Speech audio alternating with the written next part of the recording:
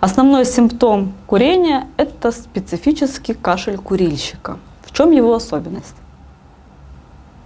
Не куришь, и никогда бронхита курильщика не будет, если рядом не живет с тобой какой-то заядлый курильщик.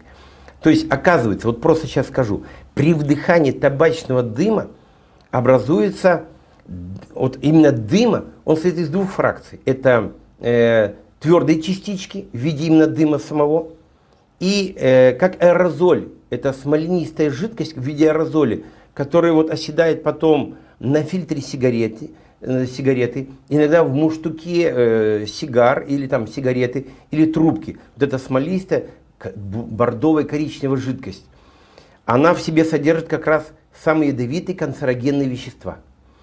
Они попадают вместе с дыхательным путем, с воздухом вдыхаемым, проходят через саму сигарету. 5% этих ядов оседает на табаке, на сухих этих крошках табака. 15% примерно оседает в фильтре. 80%, иногда 75 или 85%, ну где-то 80% отравляющих веществ мы вдыхаем, и они попадают в области, в ротовую полость, со слюной проглатываем желудок-кишечник, но в основном с дымом идет в легкие. А что такое легкие? Идет трахея, 2 бронха, бронхиолы и легкие. Вот вся эта слизь, вонь, дым оседает на стенках. Мы иногда читаем воспоминания медиков, которые были студентами. И он, допустим, вот сейчас уже опытный врач, он описывает, когда он был студентом, он был на вскрытии трупа, умершего от какого-то заболевания.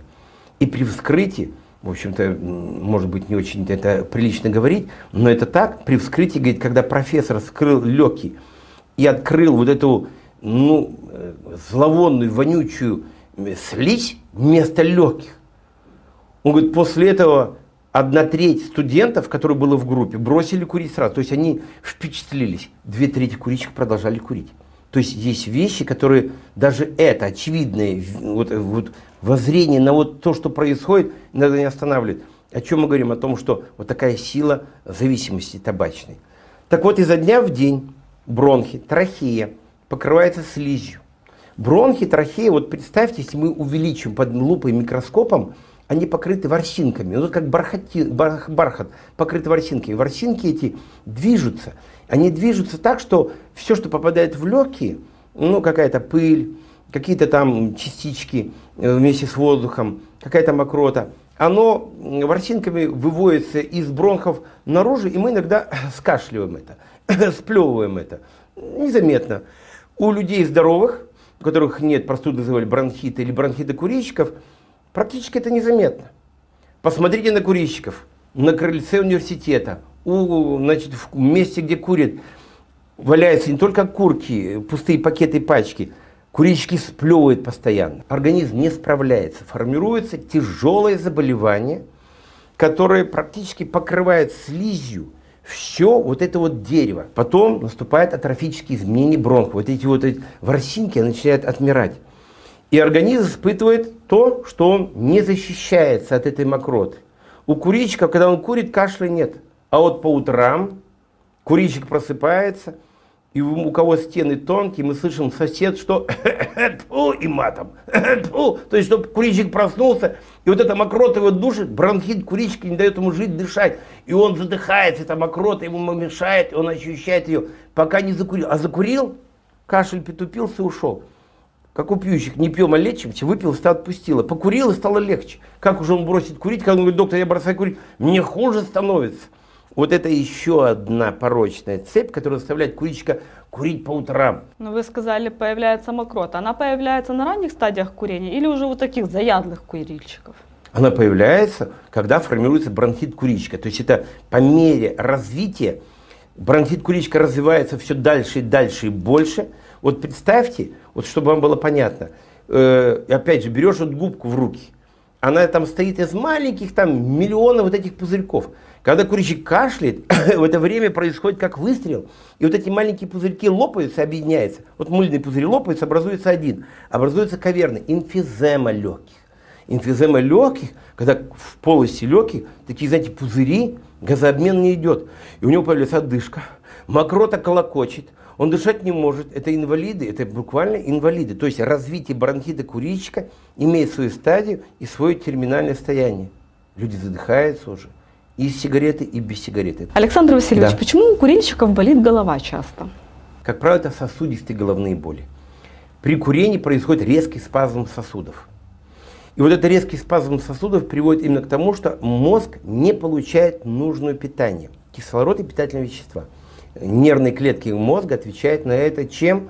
Головная боль, головокружение, слабость, утомляемость, иногда угроза потери сознания. Вот это ощущение, состояние какой-то вот поплыл, и голова болит, и слабость, и вялость, это все вот это проявление именно резкого спазма сосудов. После нескольких затяжек сигарет происходит компенсаторное действие, сосуды вроде бы расширяются, и организм как бы немножечко адаптируется. Но сосуды не полностью расширяются у курильщика. Очередная сигарета через 30-40 минут опять приводит к спазму сосудов. Потом они почти не успевают расслабиться, и вот это вот приводит именно к хронической сосудистой недостаточности.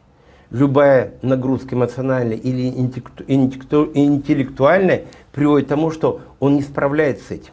И появляются головные боли. Они бывают именно сосудистые и психогенные. Человек ощущает, не может справиться. То есть он нервничает, переживает, он ощущает, что он несостоятельный, не может сделать то, что должен сделать.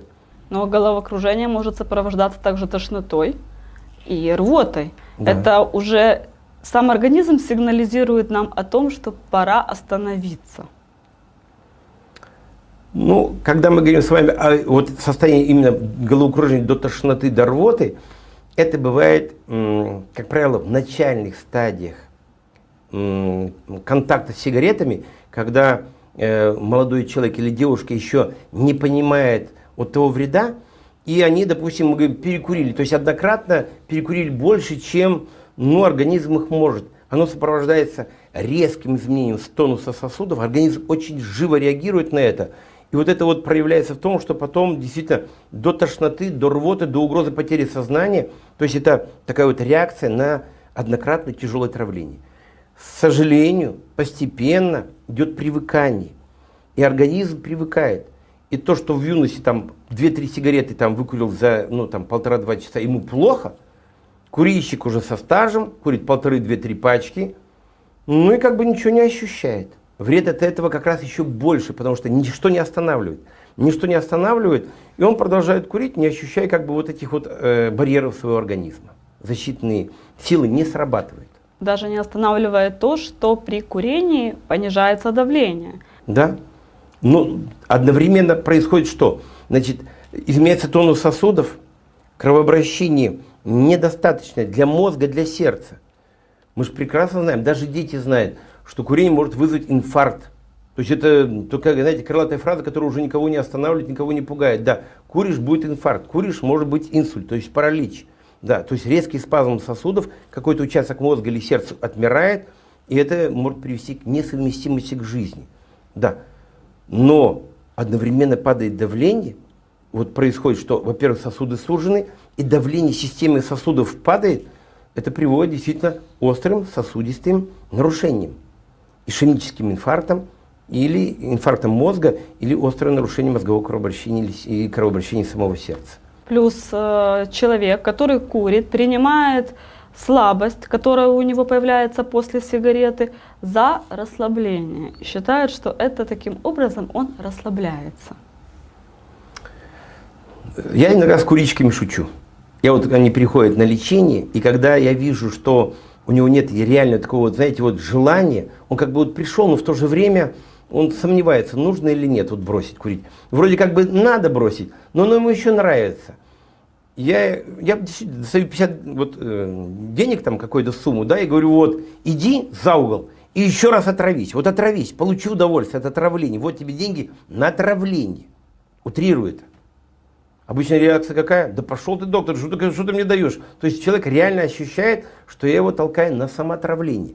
Он сам заработанные деньги с таким трудом тратит на что? С таким трудом, которые должны были направлены на что? На здоровье семьи, на благополучие семьи, на то, чтобы он тоже был здоров ради семьи. Он должен быть здоров. Это обязанность мужчины или женщины быть здоровым, чтобы быть не в обузу семье, а чтобы действительно сделать так, чтобы семья процветала. Семья это ячейка, очень интересная ячейка. А курение это что? Эгоизм. Я курю, потому что мне нравится. И когда человек выходит вот именно вот покурить, он даже иногда вот не понимает, что он делает не только вред себе, родным и близким. Мы говорим, эгоизм. Вот это вот самое обидное, это эгоизм.